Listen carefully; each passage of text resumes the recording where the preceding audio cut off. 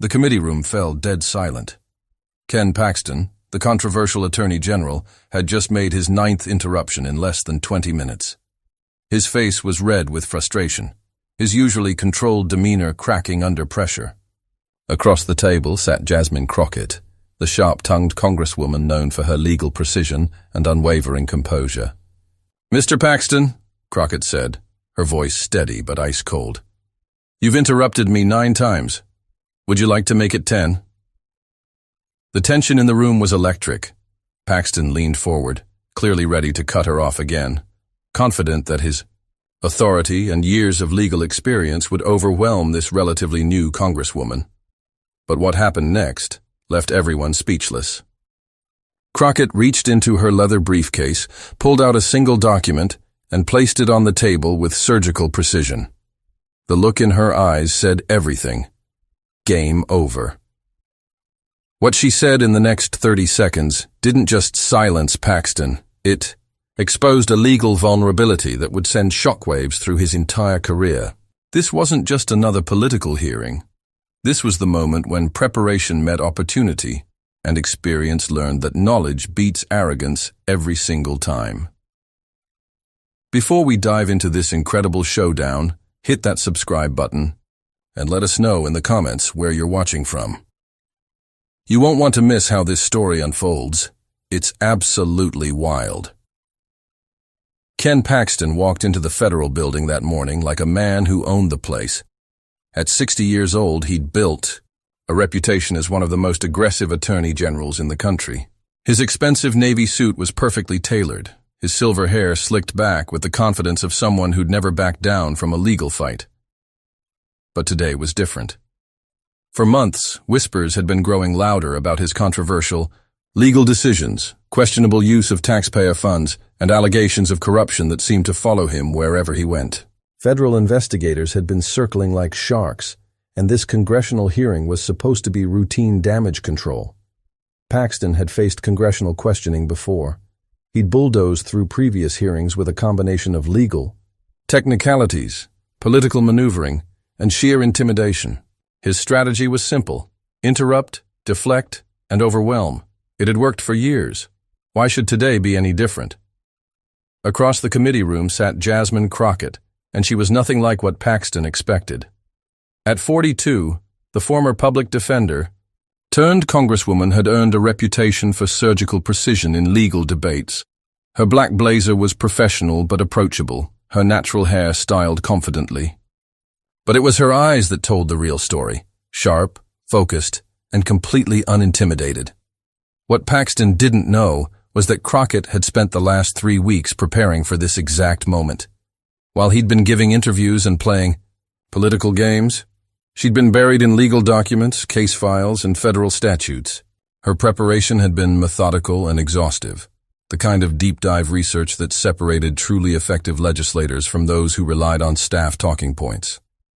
Her office had looked like a war room for weeks, whiteboards covered, with timelines, financial flowcharts, and legal statute references lined the walls. Boxes of documents were stacked in every corner, each one carefully catalogued and cross-referenced. Her staff had worked in shifts around the clock, building what would become an airtight case against Paxton's corruption. Crockett's background as a criminal defense attorney had taught her one crucial lesson: never enter a courtroom, or in this case, a hearing room, without knowing more about the law than your opponent. She defended clients against prosecutors exactly like Paxton for years. She knew their playbook, their weaknesses, and most importantly, their blind spots. But her preparation went beyond just legal research. She'd studied Paxton's previous congressional appearances, analyzing his body language, his verbal patterns, and his tendency to become aggressive when cornered. She'd practiced her questions in mock hearings with her staff playing Paxton's role, anticipating every possible deflection and preparing devastating counter-responses.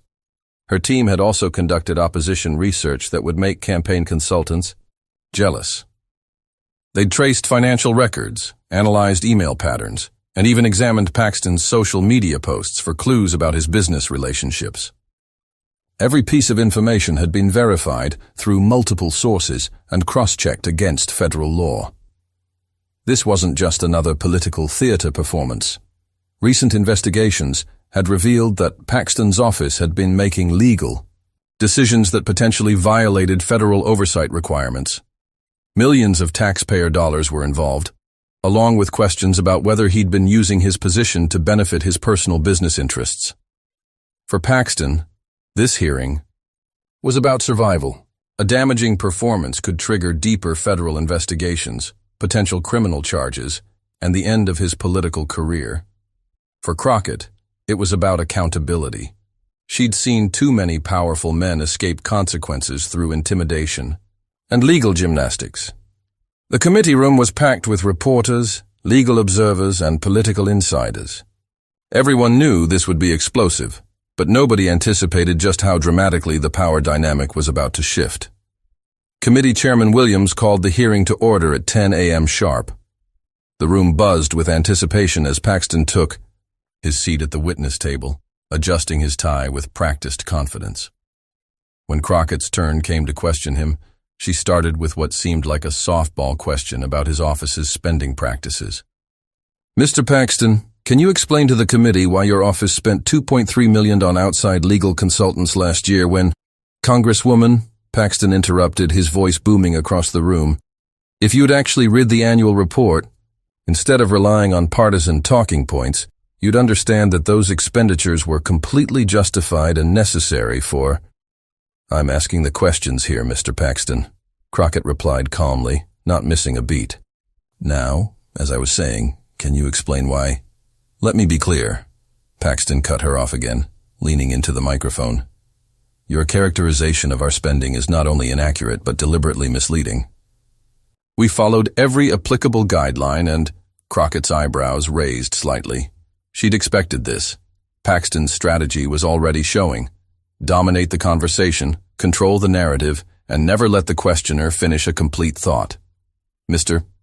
Paxton, this is my time for questions, Crockett said, her voice still measured but with a slight edge. You'll have opportunity to respond fully, but please let me finish my questions first. She tried again.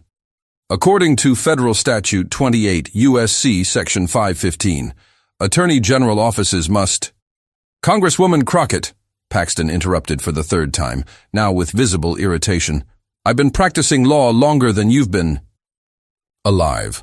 I don't need a lecture on federal statutes from someone who— Mr. Paxton, the committee chairman interjected, please allow the Congresswoman to complete her questions. But Paxton was just getting started. The fourth interruption came when Crockett asked about specific contracts, the fifth when she mentioned federal oversight requirements. By the sixth interruption, murmurs were rippling through the gallery. Legal observers were taking notes frantically. This wasn't normal hearing procedure. This was a power play gone wrong. Mr. Paxton, Crockett said after his seventh interruption, her voice now carrying a warning tone. You seem very eager to avoid answering direct questions about your office's compliance with federal law. I'm not avoiding anything, Paxton snapped back, his face flushing red. What I'm avoiding is sitting here listening to grandstanding from a congresswoman who clearly doesn't understand the complexities of— That's interruption number 8, Crockett said quietly, making a small mark on her notepad. The gesture was subtle but deliberate. She was counting. Paxton realized what she was doing, and it seemed to infuriate him even more. Are you seriously keeping score like this is some kind of game? Mr. Paxton, legal proceedings aren't games. They're about facts, evidence, and following proper procedure, Crockett replied. Something your office seems to struggle with. Ninth interruption came when Crockett began reading from a federal regulation about transparency requirements. Paxton slammed his hand on the table and leaned forward. Enough!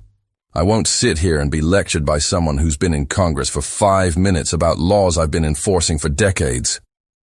The room erupted. Committee members were shouting for order. Reporters were frantically typing. Gallery observers were whispering loudly.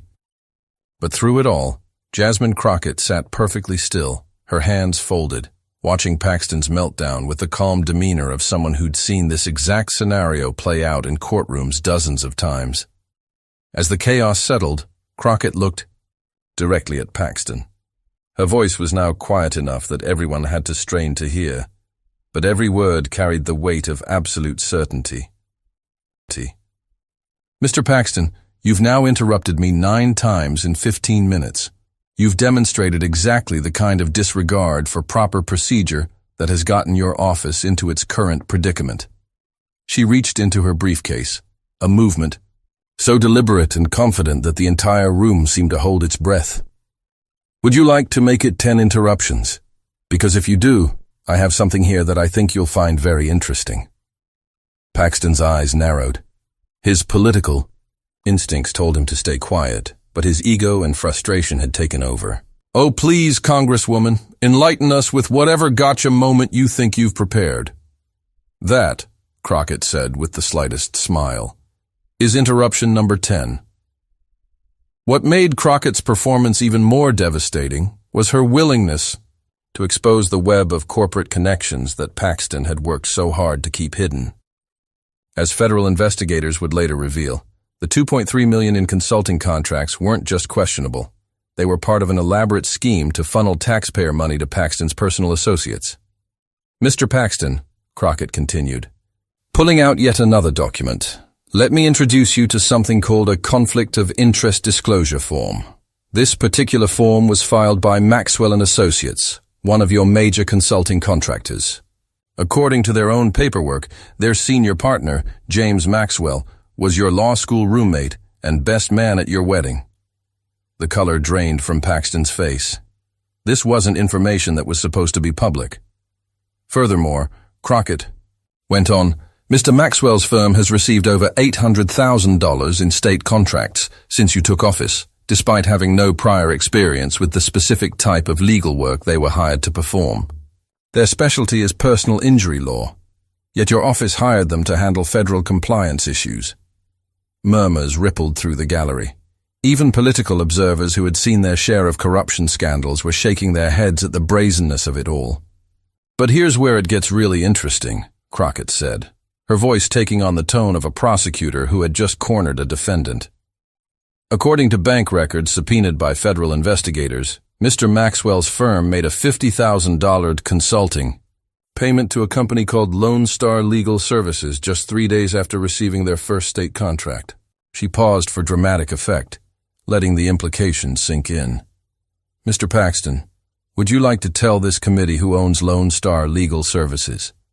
Or should I save us all some time and tell them that it's a shell company registered to your wife's maiden name? The room erupted in shocked gasps. Several committee members looked visibly stunned. Even Chairman Williams, who had seen plenty of political scandals in his career, appeared genuinely surprised by the revelation. Paxton tried to stand up, his chair scraping loudly against the floor. This is a witch hunt. You can't just come in here and make wild accusations based on Mr. Paxton, Crockett interrupted firmly. These aren't accusations. These are documented financial transactions investigated by federal law enforcement. The paper trail is extensive, detailed, and completely legitimate evidence. But Crockett wasn't finished. Her next revelation showed just how thoroughly federal investigators had tracked Paxton's activities using modern digital forensics. Mr. Paxton, are you familiar with something called metadata? She asked, her tone suggesting this wasn't really a question. What does that have to do with? Metadata, Mr. Paxton, is the digital footprint left behind by electronic communications. Every email, every document, every electronic transaction leaves a trail that federal investigators can follow. She held up a thick folder. Federal investigators analyzed the metadata from your office's email system for the past 3 years. They discovered that 47% of your official state business emails were also automatically forwarded to a private email account registered to, can you guess? Lone Star Legal Services. The revelation hit the room like a thunderbolt. Committee members were frantically taking notes. Reporters were typing so fast, their fingers were practically smoking. This means, Mr. Paxton, that confidential state legal information, including details about ongoing investigations, settlement negotiations, and legal strategies, was being automatically shared with your private business interests. Federal Investigators have identified at least 12 specific cases where your office's official legal positions coincidentally benefited your private consulting clients. Paxton's legal team behind him were now openly panicking. One of them was frantically texting, presumably trying to reach Paxton's criminal defense attorney. Another was shuffling through papers with shaking hands, looking for damage control, talking points that simply didn't exist for this level of documented corruption.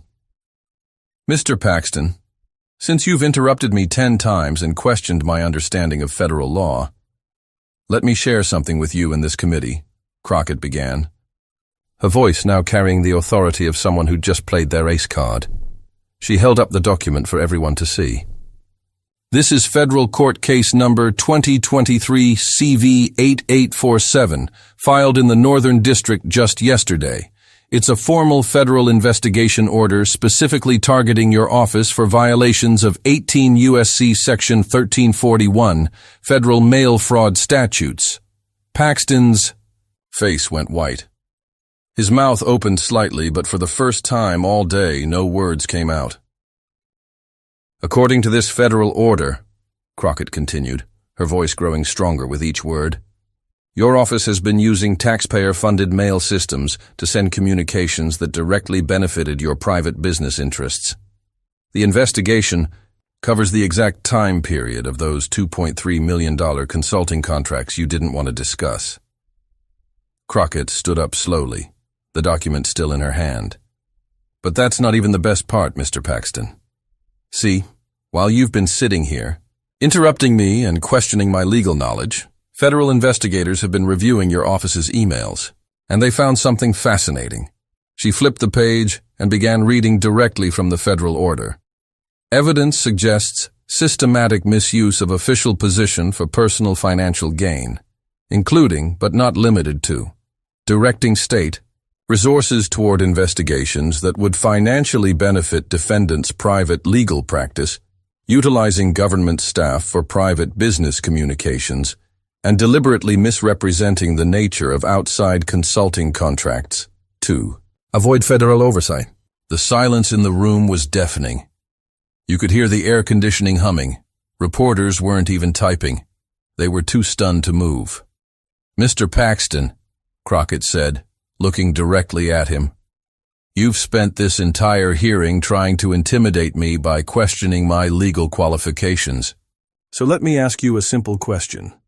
How exactly do you plan to explain to federal investigators why your office's official emails contain detailed discussions about routing state legal work to your former private practice partners? Paxton tried to regain his composure, but his hands were visibly shaking. Congresswoman, that document, you can't just wave around federal court papers and expect— Actually, I can, Crockett interrupted, the first time she'd cut him off all day. Because unlike your interruptions, my evidence is documented, verified, and backed by federal law enforcement. She placed a second document on the table. This is the accompanying affidavit from the federal prosecutor assigned to your case. Would you like me to read the part where they detail how your office violated federal transparency laws? Or should I skip to the section about potential criminal charges? The committee chairman leaned forward, clearly as shocked as everyone else. Congresswoman Crockett, are you saying that federal charges are pending against the witness?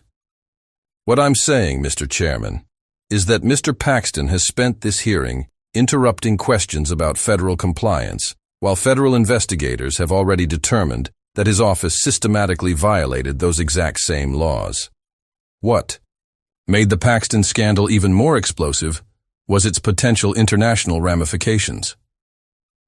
As federal investigators dug deeper into his financial dealings, they discovered connections that extended far beyond state boundaries. Crockett had saved this revelation for maximum impact. Mr. Paxton, she said, pulling out another document from her seemingly endless supply of evidence. Are you familiar with the Foreign Agents Registration Act, also known as FARA? Paxton's already pale face went completely white. FARA violations were federal crimes that carried serious national security implications. According to federal investigators, your office received $200,000 in consulting fees from a company called International Legal Solutions, which is registered in the Cayman Islands, but operates primarily out of Eastern Europe. Federal investigators have determined that this company has direct financial ties to foreign entities that your office was supposed to be investigating for potential sanctions violations. The room was now in complete chaos. Committee members were shouting questions over each other. Chairman Williams was banging his gavel repeatedly, trying to restore order. But Crockett continued speaking, her voice cutting through the noise with laser-like precision. The timeline is particularly interesting, Mr. Paxton. Your office received the first payment from International Legal Solutions on March 15th. On March 22nd, exactly 1 week later, your office filed a motion to dismiss the sanctions investigation against their client companies, claiming insufficient evidence, despite having a 400-page federal report documenting clear violations. She held up a thick folder bound with red tape, the kind used for classified documents. This federal intelligence report shows that the companies your office helped protect went on to facilitate financial transactions worth over $50 million that directly violated federal sanctions.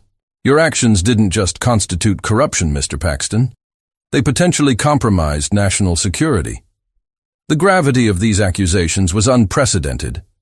What had started as a hearing about state spending practices had evolved into a potential national security investigation involving foreign agents and sanctions violations. Crockett's next revelation showed just how extensive the investigation had become, involving multiple federal agencies and a network of whistleblowers within Paxton's own office. Mr. Paxton, over the past 6 months, 7 different employees in your office have filed whistleblower complaints with federal authorities. These aren't political opponents or outside critics. These are career state employees, including 3 senior attorneys who have worked in your office for over a decade. She opened another folder, this one containing sworn affidavits.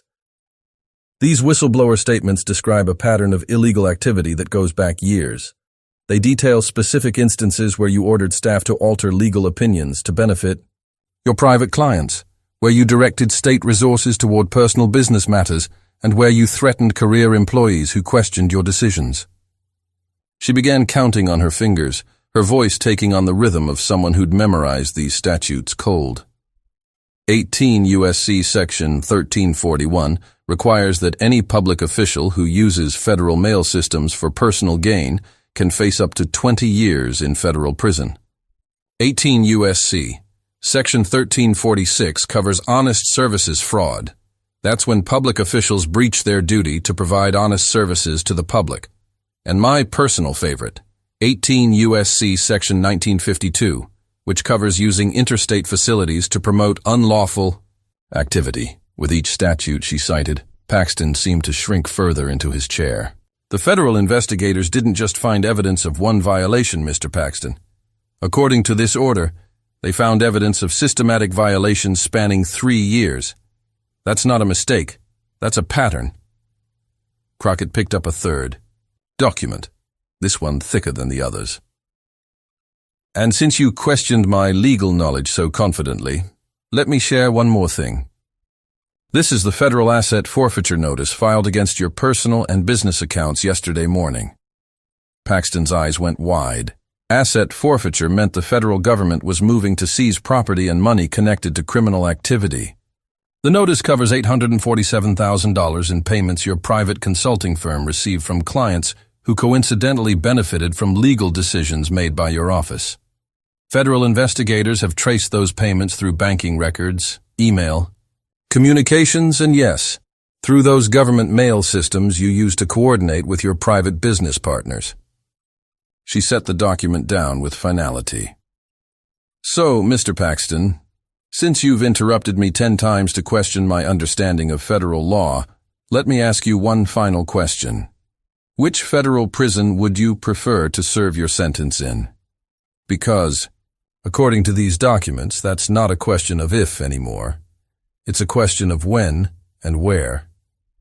The room exploded. Committee members were shouting questions. Reporters were rushing to the exits to file breaking news stories. Gallery observers were on their phones frantically calling their newsrooms. But through it all, Jasmine Crockett stood calmly at her place, organizing her documents with the satisfaction of someone who'd just delivered the legal equivalent of a knockout punch. Ken Paxton sat motionless, staring at the table, his political career effectively ending in real time. Within minutes of Crockett's revelation, the committee room descended into controlled chaos. Committee Chairman Williams called for an immediate recess, but reporters were already streaming out of the room, phones pressed to their ears, rushing to break the story. The phrase, "federal criminal investigation," was being shouted across phone. Lines to newsrooms across the country. Ken Paxton remained seated for several long moments, seemingly unable to process what had just happened. His legal team, who had been sitting confidently behind him just minutes earlier, were now huddled, in urgent whispered conversations. One of them was already on his phone, presumably calling Paxton's criminal defense attorney. Meanwhile, Jasmine Crockett calmly gathered her documents, slipping them back into her briefcase with the same methodical precision she'd displayed throughout. The hearing. As she walked toward the exit, reporters swarmed her with questions, but she simply smiled and said, "The documents speak for themselves. Federal law enforcement will take it from here." By the time Crockett reached her office, Jasmine Paxton Exposed was already trending nationwide. The video clip of her revealing the federal investigation documents had been posted by multiple news organizations and was spreading across social media platforms like wildfire. Conservative legal commentator Sarah Mitchell tweeted, "Holy cow. Just watched Jasmine Crockett absolutely destroy Ken Paxton with actual federal court documents. This is what preparation looks like." The tweet was accompanied by a video clip of Crockett's key moment and received over 50,000 likes in the first hour. Liberal activists were celebrating even more enthusiastically. Progressive political organizer Marcus Johnson posted, "Jasmine, Crockett just gave a masterclass in how to handle bullies. 9 interruptions, 1 devastating response. This is why we need more former public defenders in Congress." His post was shared thousands of times within minutes. Even neutral legal observers were stunned by the dramatic turn of events. Federal law professor Dr. Angela Torres from Georgetown tweeted, "Rarely do you see someone get completely outmaneuvered this thoroughly in a congressional hearing." Crockett came prepared with documentation that Paxton clearly had no idea existed. Major news networks immediately broke into regular programming with special reports. Political correspondent Jake Harrison reported, "This is unprecedented. We've just witnessed a sitting attorney general confronted with federal criminal investigation documents in real time during a congressional hearing. The implications are staggering." Legal analysts were working overtime to explain the significance of the charges outlined in Crockett's documents. Former federal prosecutor Lisa Chang explained on live television, "What we saw today wasn't just political theater. Those federal statutes Congresswoman Crockett cited, mail fraud, honest services fraud, using interstate facilities for unlawful activity, those are serious felonies that carry decades in prison." The contrast between the morning's expectations and the afternoon's reality was stark. News programs had been preparing to cover routine congressional questioning about spending practices. Instead, they were now covering what appeared to be the real-time exposure of a major federal criminal investigation. By evening, Ken Paxton's office released a hastily written statement. "The allegations presented today are politically motivated and based on incomplete information. Attorney General Paxton has always followed applicable laws and will vigorously defend against any unfounded accusations." But legal experts immediately pointed out the problems with this response. Former federal prosecutor David Kim told reporters, "The problem with Paxton's statement is that Congresswoman Crockett wasn't presenting allegations. She was presenting actual federal court documents. These aren't accusations. These are formal legal proceedings that are already underway." Paxton's attempt to characterize the investigation as politically motivated also fell flat when reporters discovered that the federal prosecutor handling the case was actually a Republican appointee who had previously worked in conservative legal circles. Within hours, calls were mounting from within Paxton's own party for him to step aside pending the federal investigation. 3 prominent Republican state legislators issued a joint statement saying, The revelations in today's hearing raise serious questions that require immediate answers. The people deserve better than this distraction from important state business. The legal community's reaction was swift and decisive. The State Bar Association announced it was opening its own ethics investigation based on the federal court documents Crockett had revealed. Bar Association President Maria Rodriguez stated, "The allegations outlined in these federal proceedings, if proven true, would constitute serious violations of attorney professional conduct rules." Federal law enforcement officials, who typically avoid commenting on ongoing investigations, made the unusual decision to confirm the authenticity of the documents Crockett had presented. U.S. Attorney Jennifer Walsh issued a brief statement. "We can confirm that the documents presented in today's congressional hearing are authentic federal court filings. Our investigation is ongoing and we will pursue justice wherever the evidence leads." This confirmation eliminated any doubt about whether Crockett's documents were legitimate, further undermining Paxton's attempts to dismiss them as political stunts. Political strategists across the spectrum were marveling at the tactical brilliance of Crockett's approach. Republican consultant Tom Bradley, despite his party affiliation, admitted, "This was a masterclass in political and legal strategy. She let him hang himself with his own arrogance, then delivered a knockout blow with documentation he clearly had no idea existed." Democratic strategist Monica Williams was even more effusive. Jasmine Crockett just showed every politician in America how to handle bullies and bad actors. She didn't get emotional, she didn't take the bait, she just let him interrupt himself. Right into a trap. Legal commentators noted the sophisticated preparation that had to go into Crockett's performance. Constitutional law professor Dr. James Peterson observed, "To have those specific federal court documents ready, with the exact statutory citations memorized, suggests weeks of careful preparation. She knew exactly what was coming and prepared accordingly." The Paxton-Crockett confrontation quickly became a symbol of larger political dynamics. For Democrats, it represented the effectiveness of putting experienced legal professionals in Congress. For Republicans concerned about corruption within their own ranks, it demonstrated the importance of accountability regardless of party affiliation. Progressive political organizations immediately began using clips from the hearing in fundraising appeals, with the message that this is what happens when voters elect qualified, prepared representatives. Conservative good government groups, meanwhile, praised the exposure of potential corruption while distancing themselves from Paxton's alleged misconduct. The hearing also sparked renewed discussions about Attorney General accountability and federal oversight of state legal offices. Several legal reform organizations announced they would be proposing new transparency requirements for Attorney General offices nationwide. Beyond the legal and political implications, the personal cost to Ken Paxton was becoming clear. Within 48 hours of the hearing, 3 major donors to his political campaigns publicly withdrew their support. His longtime political mentor, former Governor Rick Stevens, declined to comment when asked about the federal investigation, a silence that spoke volumes in political circles. Paxton's family was also reportedly under enormous stress. Local news. Reports indicated that his wife had been forced to hire private security after receiving threatening messages from people angry about the corruption allegations. His children, both adults, had to deal with their father's scandal becoming national news. Most damaging of all was the impact on Paxton's future legal career. Even if he somehow avoided federal prison, the ethics investigations and professional conduct violations would likely result in his disbarment.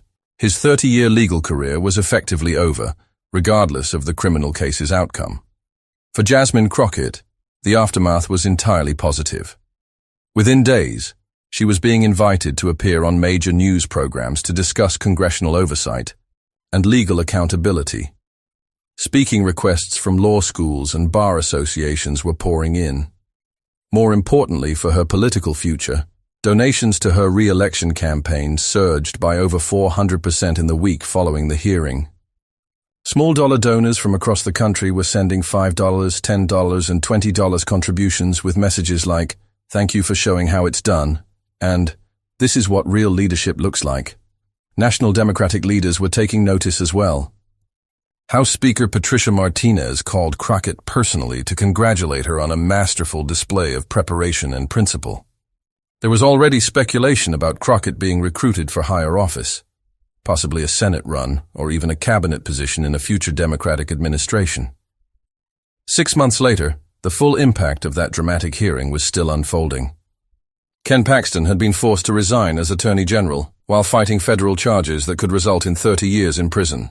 His replacement was struggling to rebuild the office's credibility and repair relationships with federal law enforcement agencies. The federal investigation had expanded to include several of Paxton's former associates, creating an ongoing political scandal that dominated state politics for months. 2 of his former deputies had pleaded guilty to lesser charges in exchange for cooperation with federal prosecutors. Meanwhile, Jasmine Crockett had become one of the most sought-after Democratic voices on legal and accountability issues. Her careful, document-driven approach to oversight had become a model for other members of Congress facing hostile witnesses. The Paxton-Crockett confrontation became a case study taught in law schools and political science programs across the country. It demonstrated several crucial principles: preparation beats bluster, documentation trumps intimidation, and arrogance often leads to downfall. For young lawyers and politicians, Crockett's performance became an inspiration. She had shown that it was possible to stand up to powerful, experienced opponents by being better prepared and more professional than they were. Her approach, methodical, factual, and devastating, became known as the Crockett method. For corrupt officials everywhere, the hearing served as a warning.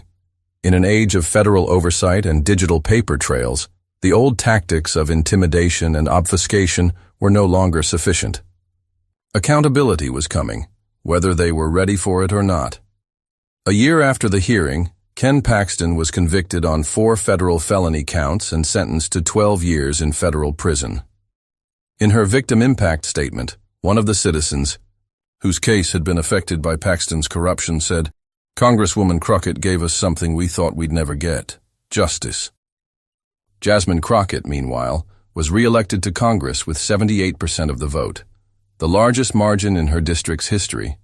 On election night, she told supporters, "This victory isn't about me. It's about proving that preparation, principle, and persistence will always defeat arrogance and corruption."